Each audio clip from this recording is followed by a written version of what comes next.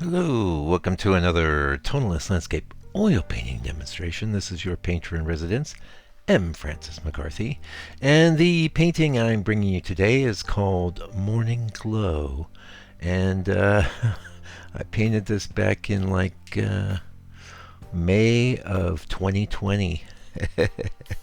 But there's a little bit of a story going on here. Back then, I'm always surrounded by the infinite ocean. hold on, I had to let my little dog out.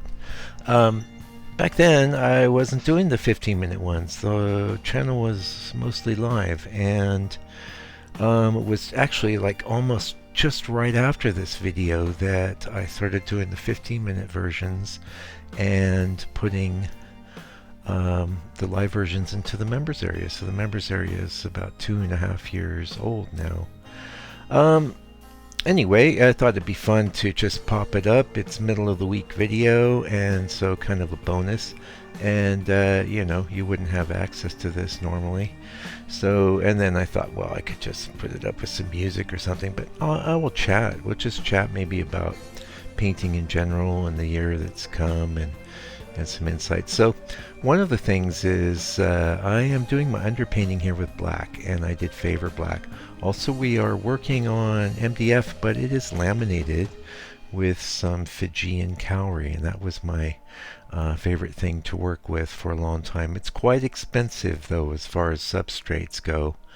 Um, I did have the video process pretty well down. You can see that is my old easel. These days I work on a easel that's similar to this, but a lot newer. So, and generally when I have a student and we're doing some paintings together, I will pull this easel out and let them use it.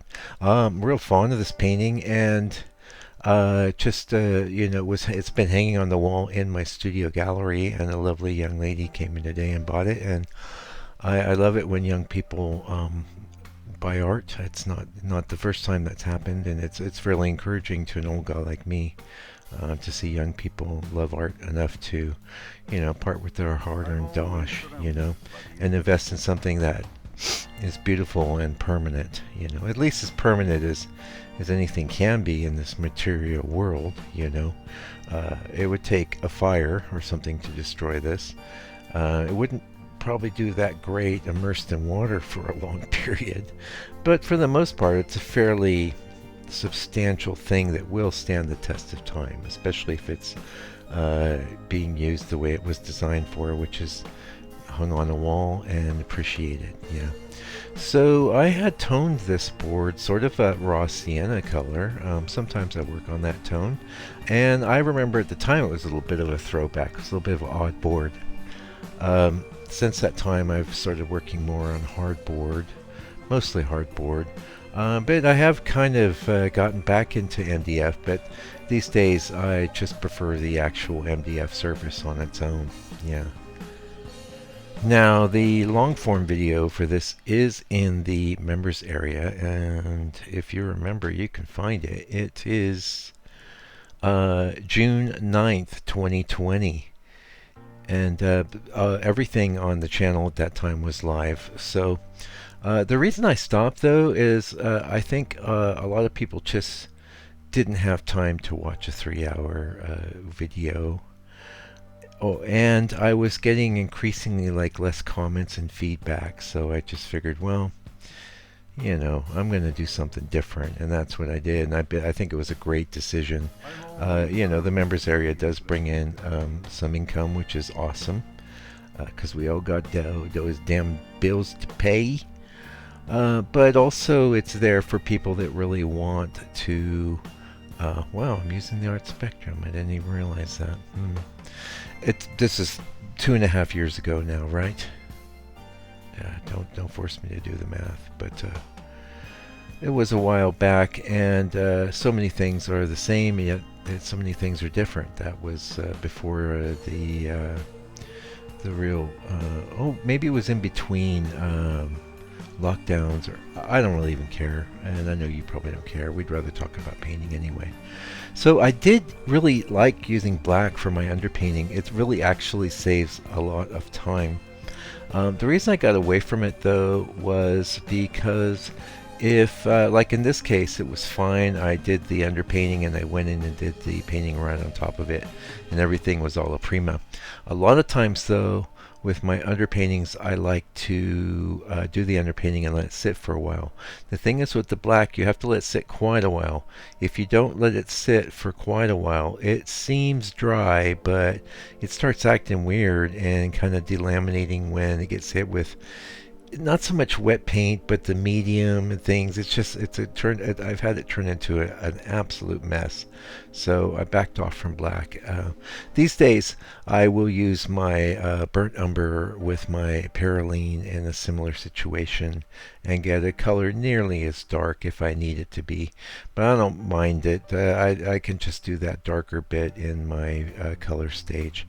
Now, this is based on a scene. You're seeing old stuff flying by. This is actually from my archived live session, and that would have been archived actually at 1080, and with the little streaming bits that were flying across. That was all. It's, I didn't have infinite hard drive space. Can you do? It's pretty minor as far as little inconveniences. I am funny about the archiving. I have a huge backlog of videos and paintings. I've sold a lot of paintings, but I still had this painting from back then, and I really loved it, and this is one of the reasons why it was up on the wall. Oh, I was going to tell you where it was based on. So my wife and I, we had done a trip in 2019, and it was, oh, what's this? The book? Hey, you know what? This lovely young lady had been in to buy a painting before, and that was in 2019, and her painting's in this book. So I showed that to her. It was pretty cool, and I really like that painting she has. I really like pretty much all my paintings. I think it should be that way. I don't think not that you should be getting high on your own supply or anything, but it's good to like what you do. And I've been working at a pretty high level for a while. I can see some differences in my approach, but before I get into that, and I hopefully will remember to get into that. So this is based on, my wife and I took a trip mostly to England and the U.S., but also we had a little side trip to my favorite region of France, which is Fontainebleau. And my favorite region because, Camille Corot, right? And several other great painters like Dupree, and his name's escaping me. It'll probably come to me. But some lesser lights that I love just about as much. I'm sorry, my name brain isn't going too well with my doing video brain. Anyway, we we asked the people. We stayed at a really nice old hotel. It had to be from like the 1700s or something. But we said, oh, we're looking for some woods. I'm a painter, and they're like, oh yeah, there's a park. And I says, oh, is it far? And they said, nah, it's not far. Well, anyway, it was about I'd say it was a 5-kilometer walk, one of these roads which is going on and on and on. But I was determined. My intuition was telling me. Now we went to, we ended up in, it was just the start of this park, but it was this little area with this little walk in between two like regular sort of like city streets, okay? But there were so many great painting opportunities in this very short walk. It was worth the whole trip for me. I've made at least I want to say 5 to 10 paintings from just that short little walk, and we had to work so hard to get there. So I'll never forget. And what was it about? I just loved those trees, and a lot of the great trees out here in New Zealand. I really love the trees in England. California is okay. The problem with the California oaks is a lot of times you can't see the trunks very well. Oh, by the way, popping in a little extra light there. The whole theme of this particular painting was tonal harmony, I would say, getting a kind of a hazy morning feeling across. And I was riffing off the purple yellow thing, but in a very subdued and tonal way. So that gives it a very interesting harmony, and it was quite great that such a young lady could spot that and appreciate it and want to have it. So notice that it seems to change a bit. That is from the, it's not, that's from the, I have a skylight in my studio. So what happens is clouds come in, clouds go out, and it goes from cool to warm. But that, right, what we're seeing right now is pretty accurate representation of what the painting looks like. It's got some purples in it, it's got yellows in it, and it's not overly warm, it's not overly cool. Yeah. So looking at my technique, I'm working with a Robert Simmons there, and they don't make those anymore. It looks like that one. Robert Simmons used to make ones and maybe even zero. I'm not sure. Ones and threes, though. Awesome brushes. Unfortunately, I picked up on them too late. And you say, well, what's that got to do with me? And I says, well, a couple things. It's a middle of the week video, so we're just chatting here and watching this painting from a while back happen. Like I said, the only people that would have seen this now or had access to it would be people in the members area. Yeah. And most likely they're not digging back that far. There's a lot of stuff on my channel. It's pretty cool. Yeah. And it's pretty cool to just work, you know, just make work. This is a painting I made. I really enjoyed it, really loved it. I'm always going for the gold. I'm always going for the gusto, you know. And you know, the thing is, you can't always get that by just working harder or longer. There's a lot of factors that go into making a good painting.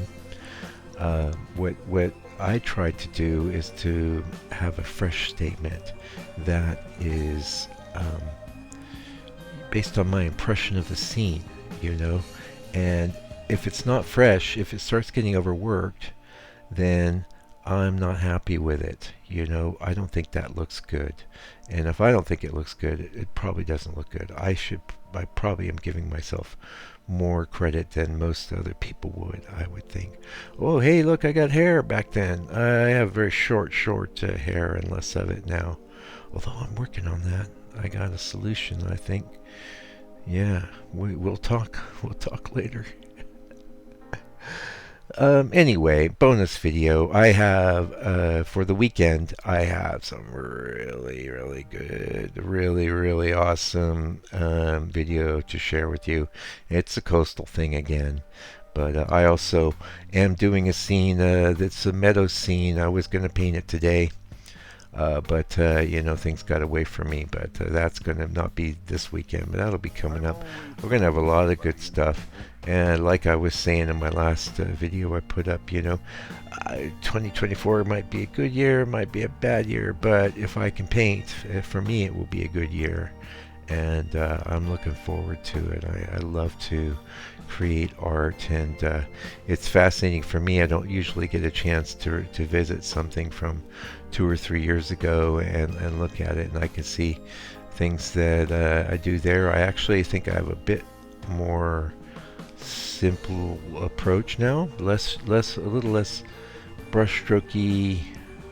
It's hard to say. It's still quite recent, and definitely I've been doing work that looks like my stuff for a long time, and there's a lot of it on this channel. So have a little dive if you enjoyed this and you want to see. There's so much stuff, especially in the members area. There's a missing year from the 15-minute sort of section, the section where we are now. That's all in the members area because I moved every live video over there. So anyway, that's it for this video. I'm hoping that you're having a great new year. It's just a bonus video. Thank you so much for getting to the end here. Lots of ways to support me if you're getting value from what I do. Join my mailing list. I'm going to get that blog kept up, And especially I got video courses I'm working on, working very hard. So you're going to enjoy those, and you want to be on the mailing list to get the absolute best pricing. Anyway, till I come back with another video for your education and enjoyment, do me a favor, do us a solid. Take good care of yourself, your family, all your loved ones. Stay out of trouble, and God bless you and your family.